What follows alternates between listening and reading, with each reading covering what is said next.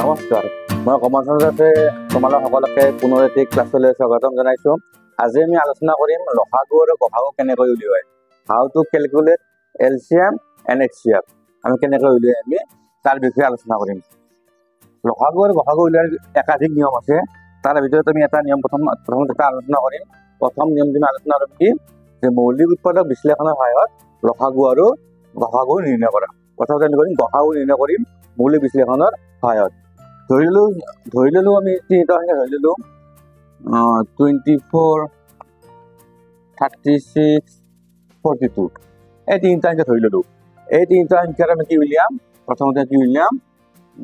উলিয়াম গসাগু উলিয়াম। এই তিনিটা গসাগু উলিয়াম আৰু লসাগু উলিয়াম।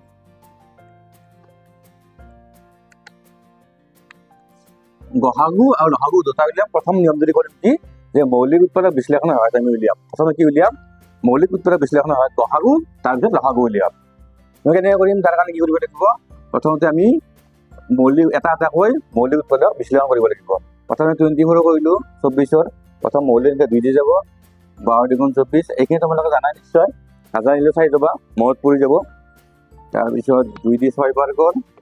2 3 বাৰ কৰ, মানে কি আমি 24 কি পালো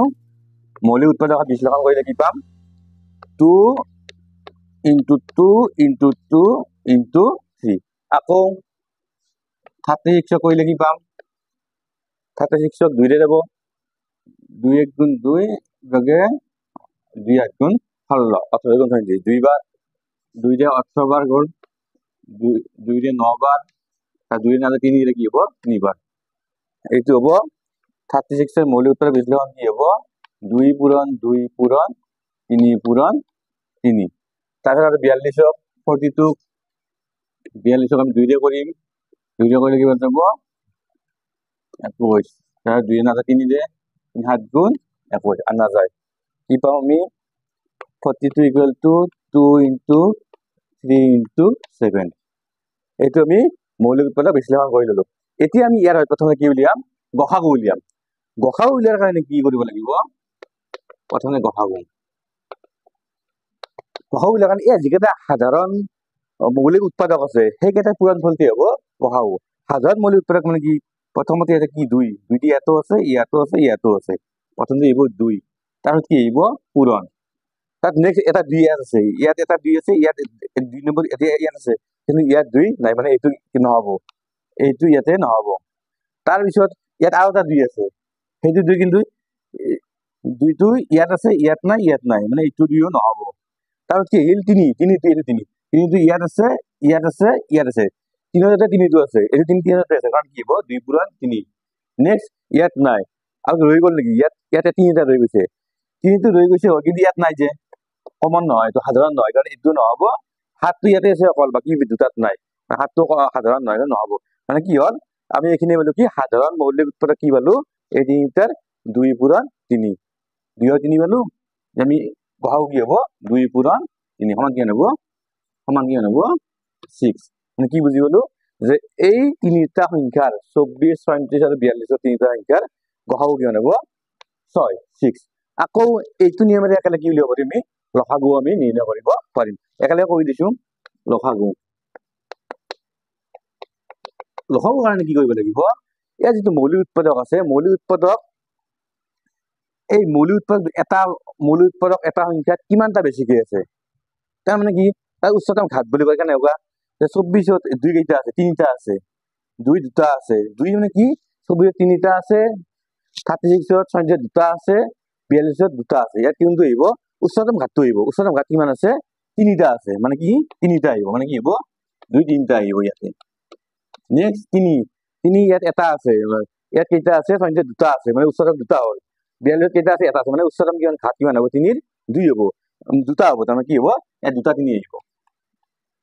2 গ'ল 3 গ'ল, বাকী কি থাকিল, বাকী থাকিলে 7টো যিটো উচ্চতম ঘাত কিমান আছে এটাই আছে, বাকী নাথাকিলে ইয়াত আছে তো থাকিলে হ'ল মুঠতে এইটো কি হ'ব 7 হ'ব। মানে প্ৰতিটো সংখ্যাৰে কি হ'ব, প্ৰতিটো মৌলিক উৎপাদকৰ কি উচ্চতম ঘাতটোহে ইয়াতে আহিব লসাগুৰ ক্ষেত্ৰত উচ্চতম ঘাত। এই ঘাত সম্পৰ্কে কিছু পিছত আমি আলোচনা কৰিম, ঘাতটো কেনেকুৱা সেই উচ্চতম ঘাতটো আহিব। ইয়াতে অকণ কৈ দিম তেনেকৈ এইকেইটা পূৰণ কৰিলে কি হ'ব লসাগু পাম 2 2 4 4 2 8 8 3 24 24 আৰু লগে 3 গুণ কিমান হ'ব 24 আৰু 2 8 21 24 into 21 কৰিলে কিমান পাম আমি 8 504 80 হ'ব কি 24 42 লসাগু আৰু গসাগু কিমান হ'ব 6 তোমালোকে নিশ্চয় এই নিয়মটো ধৰিব পাৰিছা বুজিব পাৰিছা তোমালোকে কমেন্টত জনাবা কেনেকুৱা লাগিছে এইটো এটা কি মৌলিক উৎপাদক বিশ্লেষণৰ সহায়ত লসাগু আৰু গসাগু উলিয়াবা নিয়ম এইবাৰ নিয়ম ছুটি হৰণৰ নিয়মেৰে আমি কি কৰিম গসাগু আৰু লসাগু আমি নিৰ্ণয় কৰিম এইটো মই এইটো এই নিয়মটো কৰিব বেছি ভাল পাওঁ যিটো নিয়ম এতিয়া কৰিব ওলাইছো সেইটো ছুটি নিয়মৰ হৰণ ছুটি নিয়মেৰে কৰিব পাৰিম নামটো যিয়ে নহওক কিন্তু আমি যিটো ছুটি নিয়মৰ হৰণে কৰিম আমি নিয়মটো তুমি চাবাচোন কেনেকুৱা লাগে তোমালোকে পাইছাই তথাপিতো 36 আৰু 42 আমি এইটো কি কৰিম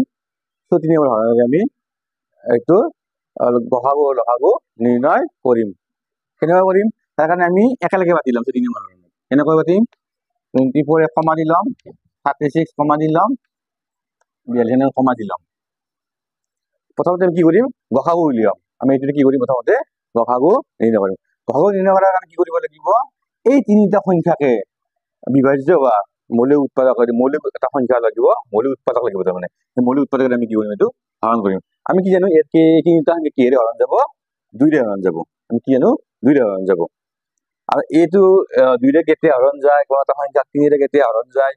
মানে বিভাজ্য কেতিয়া হয় তাৰ কাৰণে কিছুমান নিয়ম আছে আমি পৰৱৰ্তী ক্লাছত সেইটো আলোচনা কৰিম তোমালোকে জানাই তথাপিতো একবাৰ মনত কৰাৰ কাৰণে আমি কৰি দিম আমি সেইটো আলোচনা কৰিম আৰু ঘাত সম্পৰ্কে আলোচনা কৰিম ঘাতটো কৈ দিছো এনেকুৱা 2 পূৰণ 2 যদি দুটা এনেকুৱা থাকে আমি কি লিখিব পাৰো 2 যদি 2 স্কুৱেৰ লিখিব পাৰো যদি 2 3টা থাকে আমি কি লিখিব পাৰো 2 যদি 3 বা 2 কিউব লিখিব এইটো ঘাত বুলি কয় এইটো তোমালোকে জানাই নিশ্চয় আৰু পিছত আমি ইয়াত এৰ বিষয়ে আমি বহলভাৱে পিছৰ ক্লাছত কি কৰিম আলোচনা কৰিম এতিয়া আমি এইটো কৰিছো 2 দি কেইবাৰ যাব 12 এক কমা দিব লাগিব 18 এক কমা দিব লাগিব 21 তাত চাব লাগিব আমি এই তিনিটা সংখ্যা আৰু তিনিটা সংখ্যা কোনটোৰে বিভাজ্য হ'ব কোনটো মৌলিক সংখ্যাৰে বিভাজ্য হ'ব 2 ৰে বিভাজ্য এইটো হ'ব কিন্তু এইটো নহয় 2 লিখিব নোৱাৰে কি লিখিব লাগিব 3 ৰে 12 হ'ব 18 হ'ব আৰু 21 হ'ব কি লিখিম তেতিয়া আমি একেলগে 3 লিখিম 3 লিখিলে কি হ'ব 3 4 গুণ 12 3 4 গুণ 18 এনেকৈ হ'ব এইখিনি পালো এতিয়া আমি যদি চাওঁ যে এই তিনিটা সংখ্যাকে হৰণ যোৱা মৌলিক সংখ্যা নাই 2 ৰে এইটোক যাব এইটোক নাযায় 3 ৰে এইটোক যাব এইটোক নাযায় 7 ৰে এইটোক যাব বাকি নাযায় বাকি মোটামুটি নাই নহলে কি হ'ব ইয়াতে অংক হৰণ কৰাটো শেষ এতিয়া আমি কি উলিয়াম ইয়াৰ পৰা গসাগু উলিয়াম গসাগু কি হ'ব এই যি মৌলিক উৎপাদকৰে মৌলিক সংখ্যাৰে হৰণ গৈছে এইকেইটা সংখ্যাৰ পূৰণফলে হ'ব কি এইকেইটা ভাজক যেকেইটা মৌলিক ভাজকৰে এই গোটেইকেইটা একেলগে হৰণ গৈছে এই ভাজককেইটা পূৰণফলে হ'ব কি গসাগু কি হ'ব 2 আৰু 3 গসাগু কি হ'ব 2 পূৰণ এই ভাজকেৰে পূৰণফলটো হ'ব কি গসাগু 2 2 আৰু 3 ৰে গৈছে 2 পূৰণ 3 সমান কিমান হ'ব 6 মানে কি এনেকৈ আমি কি কৰিব পাৰো ছুটি নিয়মৰ হৰণৰ সহায়ত আমি কি কৰিব পাৰো গসাগু উলিয়াব পাৰো ঠিক তেনেকৈ এইটো নিয়মত আমি কি উলিয়াব পাৰো লসাগু উলিয়াব পাৰো তোমালোকে নিশ্চয় বুজি পালা গসাগু কেনেকৈ উলিয়াই এইটো নিয়মত এনেকৈ পাতি ল'ব লাগিব কমা দি তাৰপিছত যিটো সংখ্যাৰ বিভাজ্য যিটো মৌলিক উৎপাদকৰে উৎপাদক হয় মানে যিটো মৌলিক সংখ্যাৰে বিভাজ্য হয় সেইটোতো উৎপাদক তেতিয়া সেইটোতে হৰণ কৰিব লাগিব গোটেইকেইটাকে হৰণ যোৱা হ'ব লাগিব মানে সাধাৰণ মৌলিক এটা উৎপাদক হ'ব লাগিব এনেকৈ কৰিলো মানে গম পালা এইখিনি কি হ'ব এইটো 6 এতিয়া আমি এই অংকটোকে কি কৰিম লসাগু নিৰ্ণয় কৰিম লসাগু তোমালোকে পালা এতিয়া আমি কি কৰিম লসাগু নিৰ্ণয় কৰিম কেনেকৈ কৰিম এইখিনি মুচি দিলো এইখিনি মাত্ৰ ঠিকে একেলগে ঠিকে থাকিব আমি এনেকৈ কৰিলো এইবাৰ আমি ইয়াতে কি কৰিম ইয়াতে আমি কি কৰিব পাৰিম লসাগু উলিওৱাৰ ক্ষেত্ৰত আমি 2 ৰে এইটোক যাব এইটোক নগ'লে মিনিমাম 3টাৰ ভিতৰত 2টাকটো যাব অতি কমেও 2টাক যদি যায় তেতিয়াহ'লে আমি কি কৰিব পাৰি এইটো দি হৰণ কৰিব পাৰো এইটো কিন্তু অকল লসাগুৰ ক্ষেত্ৰতে গসাগু উলিয়াব লাগিলে ইয়াতে হৰণ কৰাটো এইবাৰে লসাগুৰ কাৰণে কি কৰিম 2 দি যাওঁ 2 দি গুণ কিমান হ'ব ইয়াতে 4 2 3 গুণ 6 আৰু যিটো হৰণ নাযায় এইটো এনেকৈ বহি থাকিব আৰু হৰণ যোৱা আছে নেকি আৰু নাই এইখিনি হ'ল এতিয়া এইটো শেষ এতিয়া আমি ইয়াৰ পৰা কি উলিয়াব পাৰিম লসাগু উলিয়াব পাৰিম লসাগু কিমান হ'ব লসাগু কিমান হ'ব এই গোটেইকেইটাই পূৰণফল হ'ব ভাজক কেইটাৰে পূৰণফল হ'ব আৰু যিকেইটা ৰৈ গৈছে যিকেইটা আমি হৰণ কৰি পালো ভাগফল এইকেইটাৰ কি হ'ব পূৰণফল হ'ব কি হ'ব 2 পূৰণ 3 পূৰণ 2 পূৰণ 2 পূৰণ 3 পূৰণ 7 1 2 3টা 2 2টা 3 এটা 7 এই নিয়ম যদি মই কৰো এইটো ছুটি নিয়মৰ হৰণৰ